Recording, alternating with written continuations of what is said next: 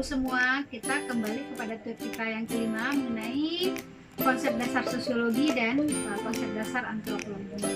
Nah, untuk KB, kegiatan belajar kita pertama itu kita membahas masalah konsep individu, kelompok, dan masyarakat. Kita lihat dulu konsep individu pada halaman 7.3 hingga 7.5 tersebut, bahwa ada di sana terdapat individu menunjukkan pada pribadi, dan menurut ilmu sosiologi kita lihat ya, individu itu adalah subjek yang melakukan sesuatu, punya pikiran, kehendak, kebebasan, lalu memberi arti pada sesuatu dan mampu menilai tindakan dan hasil tindakannya sendiri. Lalu kita lihat bagaimana kita sebagai makhluk atau sebagai manusia. Kita sebagai manusia dikenal juga sebagai zoopolitikon. Nah, artinya makhluk yang selalu hidup dalam bermasyarakat, itu menurut Aristoteles. Nah, manusia itu juga harus hidup bermasyarakat. Ini dikemukakan oleh ahli Ibnu Khaldun. Nah, dari individu yang berasal dari kata indivier dan tidak dapat dibagi-bagi, atau manusia yang tidak dapat berdiri sendiri, maka manusia dikatakan sebagai makhluk yang tidak bisa dipisahkan satu sama lain. Melihat manusia itu kita lihat ada dua bagian. Pertama ada fisik yang bisa dilihat secara konkret seperti ini, lalu ada non fisik yang bersifat abstrak. Kita lanjut pada halaman 7.5 sampai 7.16 mengenai kelompok dan masyarakat. Kita lihat dulu masyarakat. Masyarakat adalah golongan besar ataupun kecil yang terdiri dari beberapa manusia yang dengan atau karena sendirinya bertalian secara golongan dan saling mempengaruhi satu sama lain. Lalu bagaimana posisi individu?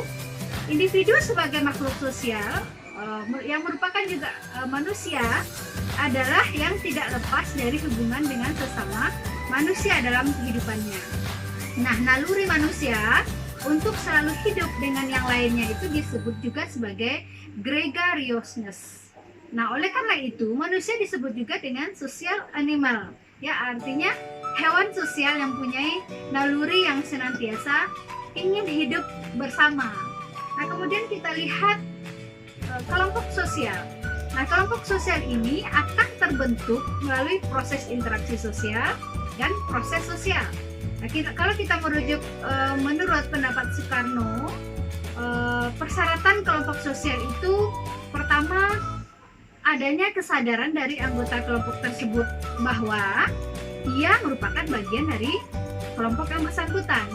Lalu kita lihat adanya hubungan timbal balik antara anggota yang satu dengan anggota yang lainnya. Kemudian yang ketiga kita lihat adanya satu faktor yang dimiliki bersama oleh anggota kelompok yang bersangkutan, yang merupakan unsur pengikat atau pemersatu. Misalnya mereka merasa sama-sama satu nasib, sama kepentingan, sama tujuan, atau sama ideologi. Lalu yang terakhir adanya berstruktur atau berkaidah yang mempunyai pola perilaku tertentu. Nah, kita lihat macam-macam kelompok sosial. Pertama ada yang namanya klasifikasi tipe kelompok sosial yang menurut McIver ya, ada penggolongan kelompok sosial itu menurut individunya atau derajat interaksi sosialnya, ada menurut kepentingannya, ada menurut wilayah serta ukuran derajat organisasi. Lalu kita lihat kelompok sosial yang dipandang dari sudut